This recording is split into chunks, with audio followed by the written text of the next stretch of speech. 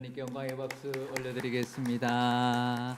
우리 옆 사람과 인사하시겠습니다. 반갑습니다. 축복합니다. 사랑합니다.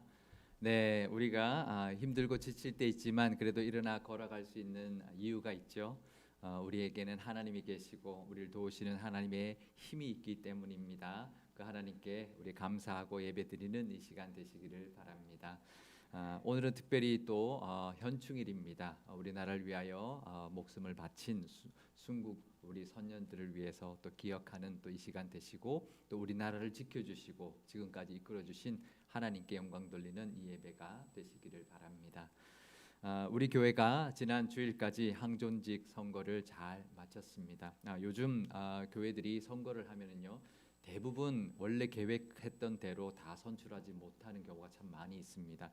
우리 노회에도 우리와 비슷한 시기에 선거를 한 교회가 있는데 장로 한 분밖에 이제 비택을 못 받았다고 합니다.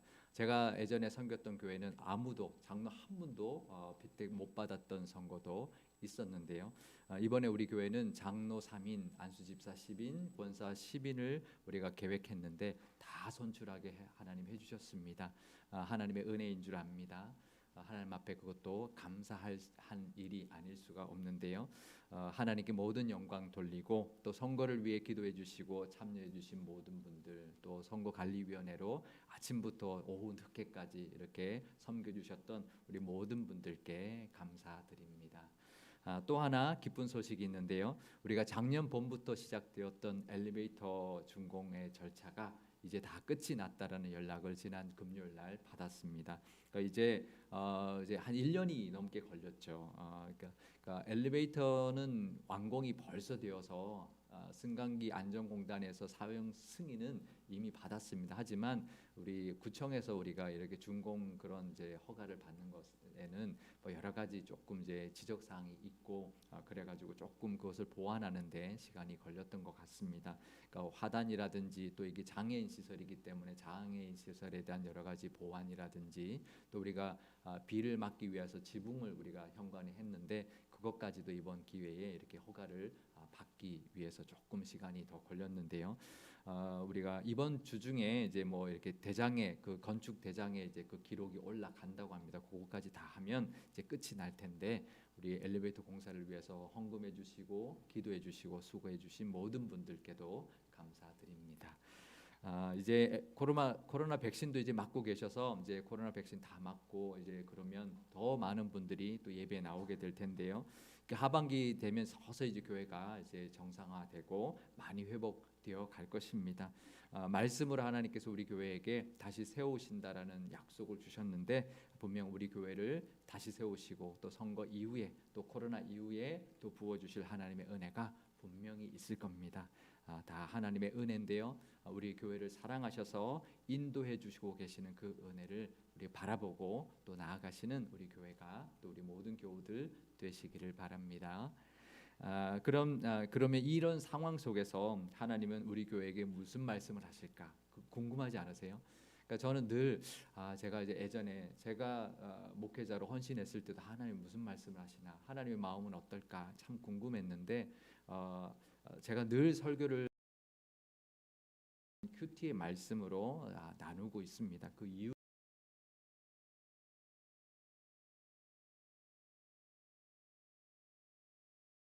말씀으로 인도해 주시고 늘 말씀하시는 분이시기 때문인데요. 그래서 제가 1년 내내 새벽 기도회를 월요일부터 토요일까지 정말 빠지지 않고 새벽 기도회를 인도하고 있는 이유가 바로 거기에 있습니다. 날마다 하나님 주신 말씀에 귀 기울이는 것 그리고 그것을 함께 우리 교회 교인들과 나누고 그 하나님 말씀을 듣고 함께 하나님 말씀을 따라가려고 하는 것이 바로 담임 목사로 해야 되는 가장 중요한 일 중에 하나다라고 생각하고 있기 때문인데요. 그러면 지금 하나님께서는 우리 교회에게 무슨 말씀을 하고 계실까요? 선거도 끝났고 엘리베이터 준공도 이제 다 끝난 이 시점에 하나님이 과연 무슨 말씀을 하고 계실까?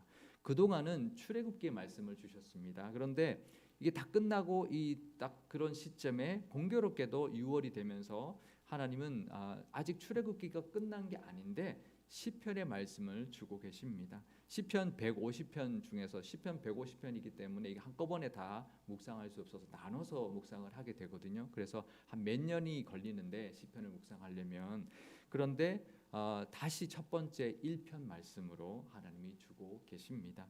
시편 1편은 우리가 너무나 잘 아시죠. 어떻게 시작을 하나요? 시편 1편의 제일 첫 번째 문장이 뭘까요? 복 있는 사람은, 하나님은 우리에게 복을 주시기를 원하신다라는 말씀을 주십니다. 믿으십니까? 복 있는 사람이란 말씀을 우리에게 주고 계신다라는 것을 우리가 믿어야 합니다. 하나님께서 우리 교회에게 복 주시기를 원하신다라는 거죠. 이제 복 주시기를 원하시고 우리 교회에 이 복 받을 만한 사람이 가득하기를 원하신다라고 말씀하고 있습니다. 그 복 다 받아 누리는 교회와 우리 모든 성도님들 다 되시기를 바랍니다. 그 복을 받으려면 어떻게 해야 할까요? 시편 1편 1절과 2절 말씀 우리 함께 읽어 보겠습니다. 복 있는 사람은 악인들의 꾀를 따르지 아니하며 죄인들의 길에 서지 아니하며 오만한 자들의 자리에 앉지 아니하고 오직 여호와의 율법을 즐거워하여 그의 율법을 주야로 묵상하는도다. 아멘. 그러니까 복 있는 사람은 악인들의 꾀를 따르지 않고 죄인들의 길에 서지 않고 오만한 자들의 자리에 앉지 않는 사람이라고 합니다. 교회도 마찬가지일 겁니다. 세상의 방법이나 세상 사람들의 생각하는 것을 따르지 아니하고 남들이 다 가는 길 따라가지 않고 오만한 사람들의 그 모습대로 살지 않고 그런 사람들과도 어울리지 않는 사람이 바로 복 있는 사람이고 그런 교회의 모습일 겁니다.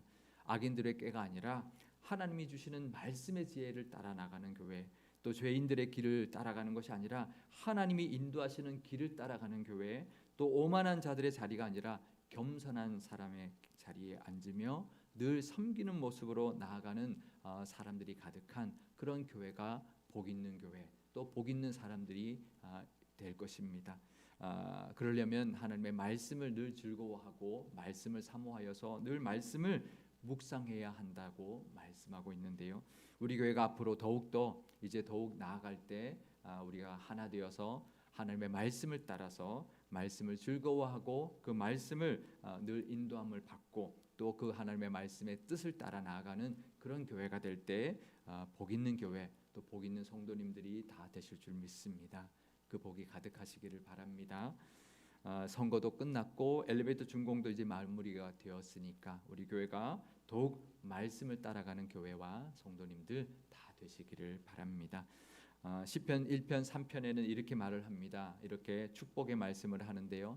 시냇가에 심은 나무 같은 그런 복을 주신다 하십니다. 늘 하나님의 은혜를 공급받아서 하는 일마다 다 열매를 맺고 또 잎이 늘 푸른 것처럼 하나님의 은혜가 늘 넘쳐나서 번성하고 또 번창해 나가는 그런 복을 하나님이 허락해 주실 것입니다.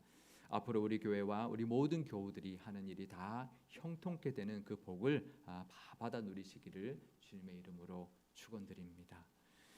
이렇게 시편 1편은 우리가 하나님께 감사하고 찬양해야 하는 것이 바로 하나님의 말씀, 또 하나님의 그 말씀의 인도하심이라고 지금 우리에게 말하고 있는데요. 그렇다면 시편 2편은 무슨 말씀일까요?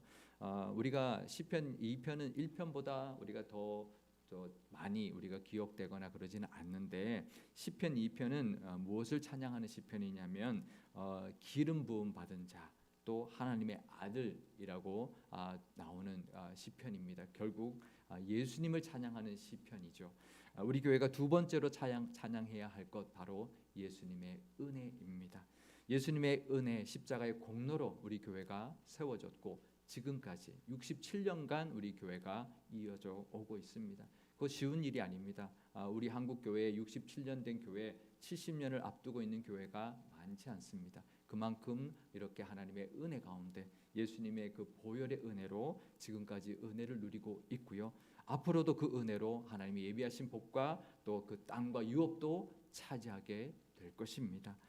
시편 2편 7절과 8절 말씀도 우리 함께 읽어보겠습니다. 내가 여호와의 명령을 전하노라. 여호와께서 내게 이르시되 너는 내 아들이라. 오늘 내가 너를 낳았도다. 내게 구하라. 내가 이방 나라를 내 유업으로 주리니 내 소유가 땅끝까지 이르리로다. 아멘.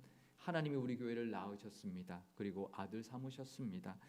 그러니 이제 우리 교회 한 마음 되어서 하나님 앞에 구하면 우리에게 주시려고 예비하신 땅과 기업이 있다라는 거죠. 유업이 있다라는 것이죠. 그 은혜가, 그 은혜의 그 부흥이 반드시 임하게 될 것입니다. 또 땅 끝까지 이르러 감당하게 될 사명도 허락해 주실 텐데요.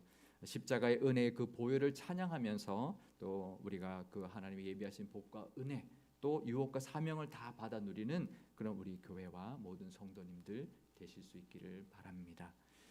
그런데요, 이번에 시편을 묵상하면서 1편과 2편, 1편은 하나님의 말씀, 2편은 예수님을 찬양하라고 하는 것인데, 그러니까 우리가 마땅히 지금 해야 할 것, 하나님의 말씀을 따라가고 하나님 말씀의 인도하심을 찬양하고 또 예수님의 은혜와 십자가의 그 보혈을 찬양해야 되는 것이 마땅한데, 그러면 세 번째는 무엇일까? 시편 150편 중에서 시편의 그 150편이라는 그 시편의 그 모든 시편 중에서 세 번째 나오는 시편이 뭘까요? 제가 그동안은 사실 별로 그것이 눈에 들어오지 않았습니다. 그냥 시편에 들어 있으니까 그런가 보다 했는데, 이번에 제가 묵상하면서 아주 이 시편이 왜 여기에 있을까라는 것을 새삼 깨닫게 되었습니다. 제가 이 시편을 편집했다면 아마 세 번째 시편은 시편 23편 정도, 여호와는 우리 나의 목자시니라고 이제 그렇게 고백하는 시편이 배치되지 않았을까라는 생각을 했는데, 정작 시편 3편은 부제를 보면 이렇게 되어 있습니다. 다윗이 그의 아들 압살롬을 피할 때 지은 시라는 거죠. 시편 150편 중에서 세 번째 시편이 왜 하필이면 다윗이 압살롬에게 쫓겨가면서 지은 시를 세 번째로 두었을까라는 것이죠. 이해가 잘 되지 않았습니다. 사실 이 시편은 요즘 같으면 우리 찬송가 같은 것입니다. 이스라엘 백성들의 찬송가 모음집 같은 건데, 왜 시편 3편이 다윗 왕이 하필이면 아들에게 반역을 당해서, 압살롬에게 반역을 당해서 쫓겨갈 때 지었던 그런 시가 들어 있을까? 그런데요, 시편 3편만 그런 것이 아닙니다. 4편과 5편도 똑같이 압살롬에게 도망할 때 지었던 시로 수록이 되어 있습니다. 왜 그럴까? 그것은 바로 그 첫 번째 이유가 바로 이것입니다. 우리가 찬송해야 하는 것, 하나님의 말씀, 예수 그리스도의 은혜 다음에는 기도의 응답에 감사해야 된다라는 거죠. 하나님이 우리의 기도를 들어주신 것에 감사하는 찬양을 드려야 한다라는 것이 바로 그 이유일 것입니다. 하나님의 그 은혜, 우리 교회도 지금 이제 우리 교회의 기도를 들어주신 하나님, 정말 선거를 잘 끝나게 하시고 모든 계획했던 직분자들도 다 선출하게 해주신 그 하나님의 은혜에 감사하고, 우리 기도를 들어주신 하나님께 감사하는 찬송, 또 엘리베이터 준공까지 잘 마치게 해주신 그 하나님께 감사하는 찬양을 드려야 한다라는 말씀일 것입니다. 그런데요, 시편 3편에서 5편을 우리가 자세히 살펴보면 압살롬에게 반역을 당해서 이제 피하면서 간절히 기도를 했는데, 그 기도의 응답이 완전히 이루어진 상태가 아니다라는 것을 우리가 알 수 있습니다. 아직 그 응답이 이루어지지 않은 그런 찬송이 들어 있다라는 거죠. 이때는 어떤 때이냐면 나라가 안정이 되었습니다. 다윗이 나라가 안정되어서 사울이 왕도 죽고 나라가 왕이 되었고 주변 나라들의 모든 위협으로부터 다 평정하여서 나라가 이제는 더 이상 위기가 없이 안정된 그런 시기였는데, 그때 다윗에게 위기가 찾아왔다라는 거죠. 아들에게 반역을 당한 그런 위기가 찾아왔다라는 거죠. 그것은 이 시편을 우리에게 주고 계시는 이유가 바로 이 두 번째인데요. 그것은 은혜 뒤에 얼마든지 다시 위기가 찾아올 수 있다라는 겁니다. 우리도 그 위기를 대비하고 기도해야 한다라고 말씀하고 있는 것이죠. 선거와 엘리베이터 준공 이후에 은혜와 부흥이 있을 것입니다. 그리고 그것을 향해 우리가 나아갈 것입니다. 하지만 압살롬의 반역과 같은 그런 위기가 얼마든지 닥칠 수 있다라는 것을 기억하라고 말씀하고 있는 것이죠. 그러니 우리는 깨어서 함께 기도해야 합니다. 하나가 되어서 우리 교회가 한 마음 하나가 되어서 함께 기도할 수 있어야 된다라는 것이죠. 그리고 그것을 찬양할 수 있어야 된다. 하나님의 그 은혜를 믿고 또 우리 교회를 함께 해주실 하나님의 은혜를 믿고 또 기도하며 찬송하는 믿음이 함께 있어야 된다라는 것이죠. 사탄은 절대로 교회가 은혜 받고 또 힘을 내어서 하나 되어서 복음과 사명을 향해 달려나가는 것을 절대 좋아하지 않습니다. 어떻게 하든 사탄은 방해하려 할 것입니다. 어쩌면 교회를 흔들어 놓으려고 할 수도 있습니다. 그렇게 교회가 하나 되고 정말 어떤 힘을 모아서 어떤 선거 이후에 엘리베이터 이후에 교회가 나가려 하는 것을 방해하려 할 것입니다. 그러니 이제 우리는 하나 되어야 합니다. 함께 기도해야 한다라는 것이죠.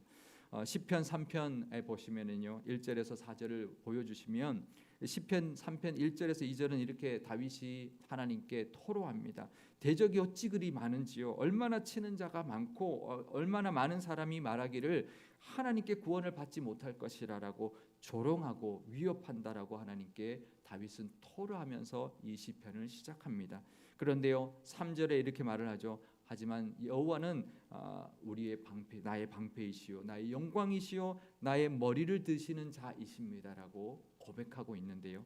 그런데 이 3절에 보면 3절 보여주시면 이 3절에 보면 히브리어 그 제일 앞에 히브리어 원문에는 들어 있지만 한국어로 번역되지 않은 단어가 하나 숨겨져 있습니다. 그것은 바로 베아타라는 단어인데요. 이건 무슨 뜻이냐면 그러나 그럼에도라는 뜻입니다.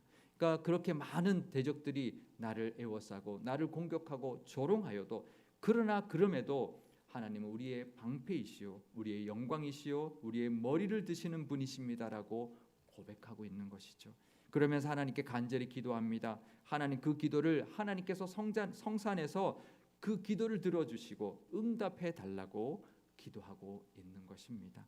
이 다윗의 믿음과 기도가 우리 교회에게도 있어야 할 것입니다. 다윗처럼 어떤 위기가 온다 할지라도 우리가 하나 되어서 함께 나아가고 하나님 앞에 기도할 때 하나님께서 우리의 방패가 되어주시고 영광이 되어주시며 우리의 머리를 들어주실 것입니다. 그것을 바라보고 하나님 앞에 함께 기도드리고 하나님 앞에 나아가시는 우리 교회가 되어야 할 것입니다. 그렇게 하라고 하나님 지금 이 말씀 주고 계시는 것이죠. 그러면 우리도 그 다윗의 위기, 다윗이 겪었던 그 위기를 다윗이 하나님의 도우심으로 잘 넘겼던 것처럼 우리 교회도 더욱 도약하는 교회가 될 것입니다. 다윗이 또 이렇게 고백을 하는데요. 시편 3편 6절에 이렇게 말을 합니다. 천만인이 나를 에워싸 진친다 하여도 나는 두려워하지 아니하리라. 그러니까 천만인이 천만 명이 나 혼자 나의 한 명을 에워싸서 나를 공격한다 할지라도 나는 두려워하지 않을 것이다라는 것이죠. 끄떡도 하지 않을 것이라고 말합니다. 그 이유가 바로 시편 23편에서도 고백했던 그 다윗의 고백처럼 사망의 음침한 골짜기를 다닌다 할지라도 내가 두려워하지 않을 것은 왜 그럴까요? 하나님이 나와 함께 하심이라. 이렇게 다윗이 고백했습니다. 하나님의 함께 하심을 믿고 담대하게 나갔던 이 다윗처럼 두려워하지 않았던 이 다윗처럼 정말 위기 속에서 정말 자기가 어떻게 될지 모르고 어쩌면 죽을 수도 있는 그 위기 속에서도 천만인이 나를 에워싸봐라 내가 두려워하지 않을 것이다. 왜냐하면 하나님이 나와 함께 하시기 때문이다 라는 그 고백이 우리 교회와 우리 모든 교우들에게 있어야 될 것입니다. 우리도 살다 보면 교회나 가정이나 하는 일에 힘든 일이 생길 때가 분명히 있습니다. 마치 대적이 너무나 많고 조롱하기까지 하면서 천만인이 에워싸서 공격해 오는 것 같을 때가 있습니다. 하지만 그때도 우리가 좌절하지 않을 수 있는 이유, 절망하지 않을 수 있는 이유가 있습니다. 넘어지고 또 넘어지고 정말 앞이 꽉 막힌 그런 상황을 만날지라도 우리가 좌절하지 않고 절망하지 않을 이유가 있습니다. 그것은 바로 그러나 그럼에도 우리에게는 소망이 되시는 하나님이 우리에게 있기 때문입니다. 우리에게는 희망이 없지만 소망이 되시는 하나님이 우리에게 있기 때문에 우리의 소망이 되어 주실 줄 믿습니다. 우리에게는 십자가에서 피 흘려 죽으신 우리를 위하여 피 흘려 죽으신 예수님이 우리에게 있기 때문입니다. 아멘이시죠?